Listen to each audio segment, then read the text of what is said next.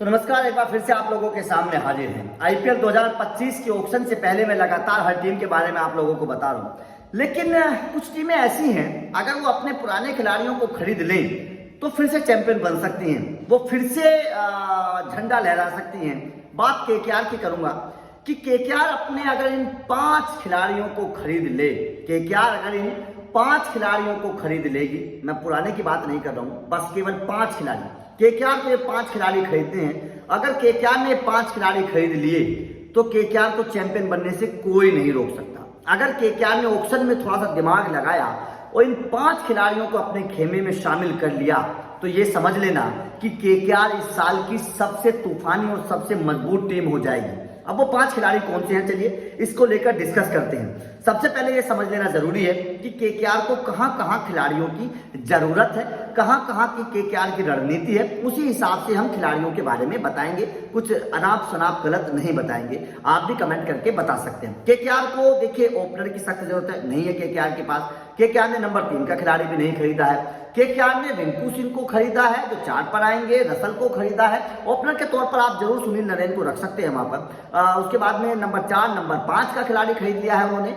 उन्होंने वरुण चक्रवर्ती एक स्पिनर खरीद लिया है और हर्षित राणा को एक गेंदबाज के तौर पर उन्होंने खरीद लिया है। तो अब केकेआर को क्या है, सुनील नरेन के साथ एक ओपनर भी चाहिए, नंबर 3 का खिलाड़ी चाहिए, नंबर 4 पर रिंकू है, नंबर 5 पर रसल है, उसके बाद में उनके पास स्पिनर और तेज गेंदबाज है, ठीक है ना।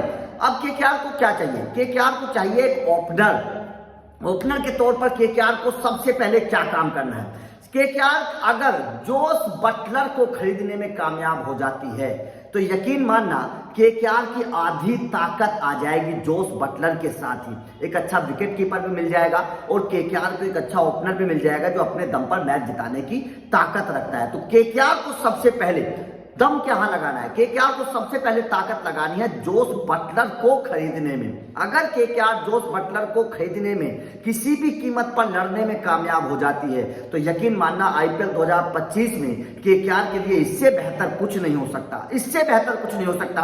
अगर केकेआर ने जोस बटलर को खरीद लिया और उसको खरीदने में कामयाब हो गई तो ये समझ लेना अगर जोस बटलर के पीछे 15 करोड़ रुपए भी खर्च करने पड़े केकेआर को तो कोई प्रॉब्लम नहीं है। उसके बाद में बचे हुए रुपए में सस्ते सस्ते खिलाड़ी खरीद लो यार। तो अगर जोस बटलर को केकेआर ने खरीद लिया तो फायदे में साबित होगा, ये सबसे बेहतर फैसला है जोस बटलर को खरीदने का। उसके बाद में जैक फ्रेजर मैकगर, ये एक ऐसा खिलाड़ी है जो अपने दम पर मैच बदलने की ताकत रखता है। जैक फ्रेजर मैकगर, अगर बटलर भी नहीं आ रहे हैं तो जैक फ्रेजर मैकगर को केकेआर को किसी भी कीमत पर अपने पास लाना होगा अगर जैक फ्रेजर मैकगर को ले लेते हैं, क्योंकि किस तरीके की बल्लेबाजी जैक फ्रेजर मैकगर करता है। और ऐसा ओपनर अगर किसी टीम के पास है जो शुरुआत के 6 ओवर्स में मैच का पासा ही पलट दे, वो तूफानी अंदाज में बल्लेबाजी करके दिखाए, तो भाई साहब उससे ताकतवर चीज कुछ नहीं है। उसके बाद में केकेआर को क्या करना है, केकेआर को अपने वेंकटेश अय्यर को वापस लाना है किसी भी कीमत पर। केकेआर अगर अपने वेंकटेश अय्यर को वापस लेकर आती है तो ये केकेआर के फैंस के लिए बहुत अच्छी खुशखबरी है। केकेआर के फैंस बड़े नाराज हैं यार, वेंकटेश अय्यर को छोड़ दिया, सबसे बड़ा मैच विनर खिलाड़ी था 2024 में, वेंकटेश अय्यर को छोड़ दिया यार। आपके पास हार्दिक का रिप्लेसमेंट था, वो गेंदबाजी भी करता है, वो बल्लेबाजी भी करता है, वो कमाल का परफॉर्मर है, ऊपरी क्रम पर आकर बड़ी सुलझे हुए दिमाग से खेलता है। हमने पिछले 2 सालों में वेंकटेश अय्यर को जिस तरीके से खेलते हुए देखा है उसने दिल जीत लिया। तो वेंकटेश अय्यर को केकेआर को किसी भी कीमत पर वापस लाना है। अगर केकेआर वेंकटेश अय्यर को वापस लाने में कामयाब हो गई तो ये समझ लेना कि केकेआर ने फैंस का दिल जीत लिया और केकेआर भी जीत सकती है। वेंकटेश अय्यर इतने बड़े इस वक्त कमाल के परफॉर्मर हैं, 2024 में तो अच्छा किया ही क्या, इस वक्त घरेलू क्रिकेट में बड़ा अच्छा कर रहे हैं यार। किस तरीके से बिहार के खिलाफ उन्होंने कमाल की परफॉर्मेंस करी थी, किस तरीके से घरेलू क्रिकेट में शतक लगा रहे हैं वेंकटेश अय्यर। और सबसे बड़ी बात क्या है कि टेस्ट क्रिकेट है, मतलब जो रणजी खेली जाए वो टेस्ट क्रिकेट के तौर पर खेली जाती है, उसमें रना बॉल खेल रहे हैं, मतलब 174 बॉलों के आसपास 173, 74, 75 रन बनाए उन्होंने। तो मतलब अगर कोई खिलाड़ी आपके पास ऐसा है कि जो मतलब पूरे स्ट्राइक रेट के साथ रन बना रहा है तो भाई साहब उससे बेहतर क्या है। आप T20 में उनको देखते हैं किस तरीके से वो चौके छक्के लगाते हैं। वेंकटेश अय्यर की बल्लेबाजी में बड़ा पहनापन आया है पिछले 2-3 सालों में। तो वेंकटेश अय्यर को लेना केकेआर के लिए बहुत जरूरी है, किसी भी कीमत पर आपको वेंकटेश अय्यर को लेना पड़ेगा। उसके बाद में केकेआर को नीतीश राणा को जरूर लेना है यार। नीतीश राणा को भी केकेआर वालों आपने क्यों छोड़ दिया, मुझे नहीं समझ में आ रहा है भाई। आपने अपने चैंपियन खिलाड़ियों को ही छोड़ दिया यार, वेंकटेश अय्यर को छोड़ दिया, नीतीश राणा को छोड़ दिया। मुझे नहीं समझ में आ रहा है कि क्यों छोड़ दिया। तो इन दोनों खिलाड़ियों को, नीतीश राणा को, वेंकटेश अय्यर को तो 100% लेना है, नीतीश राणा को भी किसी भी हद तक लेने की कोशिश केकेआर को करनी चाहिए। उसके बाद में केकेआर को कौन लेना है, उसके बाद में केकेआर को लेना है ट्रेंट बोल्ट। केकेआर अगर ट्रेंट बोल्ट को ले लेती है तो भाई साहब गेंदबाजी की ताकत मजबूत हो जाएगी, क्योंकि ट्रेंट बोल्ट की ताकत को आप समझिएगा। ट्रेंट बोल्ट की ताकत क्या है? ट्रेंट बोल्ट की ताकत है आते ही पहले ओवर में विकेट चटकाना। ट्रेंट बोल्ट की ताकत है आते ही बल्लेबाज पर प्रेशर बनाना।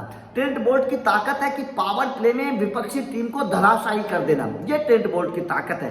ट्रेंट बोल्ट की ताकत है शुरुआत की जो पिच की मदद होती है उस मदद को लेना और विकेट चटकाते रहना। तो ये ट्रेंट बोल्ट की ताकत है, स्विंग करना। और जो केकेआर की पिच है वो पिच पर भाई साहब आपको पता है किस तरीके से वहां पर गेंदबाजों को मदद मिलती है, स्विंग गेंदबाजों को बहुत मदद मिलती है केकेआर के घरेलू मैदान पर।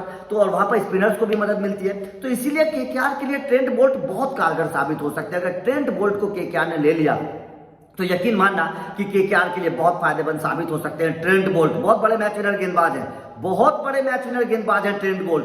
पहले ओवर में समझ लेना कि हर मैच में वो विकेट लेते ही लेते हैं। आईपीएल के इतिहास में पहले ओवर में विकेट लेने वाले सबसे बड़े गेंदबाज हैं ट्रेंट बोल्ट। तो ट्रेंट बोल्ट को लेना भी केकेआर के लिए बहुत बड़ा फायदेमंद साबित हो सकता है। एक केकेआर अगर सोच रही है और बढ़िया तरीके से सोच रही है तो यजुवेंद्र चहल के पीछे केकेआर जा सकते हैं अगर सस्ते में मिल जाते। मैं फिर बोलूं अगर सस्ते में, लेकिन केकेआर के पास वैसे ऑलरेडी 2 स्पिनर हैं तो चहल की कोई जरूरत नहीं है, क्योंकि उनके पास सुनील नरेन है और वरुण चक्रवर्ती हैं। तो एक स्पिनर की जरूरत नहीं है। केकेआर यहाँ पर तेज गेंदबाजी पर दाव लगा सकती है और किस पर, रबाड़ा पर जा सकती है। केकेआर रबाड़ा जैसे गेंदबाज पर अगर ट्रेंट बोल्ट भी नहीं मिलते हैं तो रबाड़ा जैसे गेंदबाज को ले लो यार। रबाड़ा जैसे गेंदबाज को अगर आप ले लोगे तो भी फायदेमंद होगा।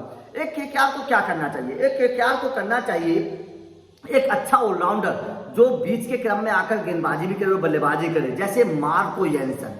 मार्को यैनसन को केकेआर ले सकती है क्योंकि वो खिलाड़ी आपके लिए बहुत, उसकी ताकत को एसआरएच ने समझा ही नहीं। काव्या मारन ने मार्को जैनसन की ताकत को समझा ही नहीं। पता नहीं क्यों काव्या मारन ने मार्को जैनसन को छोड़ दिया। ये खिलाड़ी बहुत कारगर है। ये खिलाड़ी आपके लिए आंद्रे रसल का रिप्लेसमेंट बन सकता है आने वाले सालों में, क्योंकि रसल तो अब उतनी फिटनेस भी नहीं है, उतना बेहतर खेलते भी नहीं है। तो रसल का रिप्लेसमेंट अगर आपको चाहिए तो आप ले लीजिए मार्को जैनसन को। भाई साहब बहुत कमाल का खिलाड़ी है, बहुत कमाल का खिलाड़ी है। गेंदबाजी बल्लेबाजी और रफ्तार के साथ गेंदबाजी करता है, उछाल वाली गेंदबाजी करता है, विकेट चटकाता है और बल्ले से रन भी तूफानी अंदाज में बनाता है। ऐसा ऑलराउंडर अगर आपको मिल जाए तो केकेआर की बल्लेबाजी में डेप्थ हो जाएगी। 7वें 8वें 9वें नंबर तक आप बल्लेबाजी कर सकते हैं और ये किसी भी टीम के लिए बहुत फायदेमंद साबित हो सकता है। अगर किसी टीम के पास इतनी बेहतर बल्लेबाजी है तो ये मार्को जैनसन भी केकेआर के लिए बहुत कारगर साबित हो सकते हैं। तो यहां पर केकेआर को एक विदेशी खिलाड़ी थे, केकेआर के पास 2 विदेशी खिलाड़ी हैं, उनके पास 2 स्लॉट खाली हैं। अब वो तो आप या तो स्लॉट आप ऊपरी क्रम पर भर सकते हैं, जैसे आप बटलर को खरीद लीजिए, मैगर को खरीद लीजिए, या फिर आप निचले क्रम पर भर लीजिए, आप रबाड़ा को खरीद लीजिए, ट्रेंट बोल्ट को खरीद लीजिए, मिचेल स्टार्क के पीछे दोबारा भी जा सकते हैं, जो आर्चर जैसे गेंदबाज के पीछे दोबारा जा सकते हैं। नवीन उल हक यार बहुत बड़ा विकेट टेकर है नवीन उल हक, पता नहीं क्यों उसके बारे में टीमें ज्यादा सोचती नहीं है।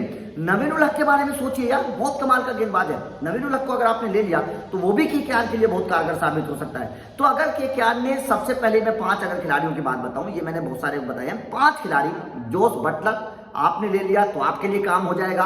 आपने वेंकटेश अय्यर को ले लिया, ये 2 खिलाड़ी आपके लिए 2 जरूरी हैं। उसके बाद में ट्रेंट बोल्ट आपके लिए बहुत जरूरी है, 3 खिलाड़ी आपके लिए बहुत जरूरी हैं। उसके बाद में अगर आपने मोहम्मद शमी, एक गेंदबाज है, मोहम्मद शमी को अगर आपने ले लिया चौथे गेंदबाज के तौर पर तो आपके लिए बहुत कारगर साबित हो सकता है। और पता नहीं क्यों मुझे ऐसा लग रहा है कि अगर आपने मार्को जैनसन को ले लिया तो आपके लिए कारगर साबित हो जाएगा, क्योंकि आपके पास फिर क्या हो जाएगा, आपके पास ट्रेंट बोल्ट, मार्को जैनसन और आपके पास क्या हो जाएगा फिर आपके हर्षित राणा, तीनों विकेट टेकर गेंदबाज हैं।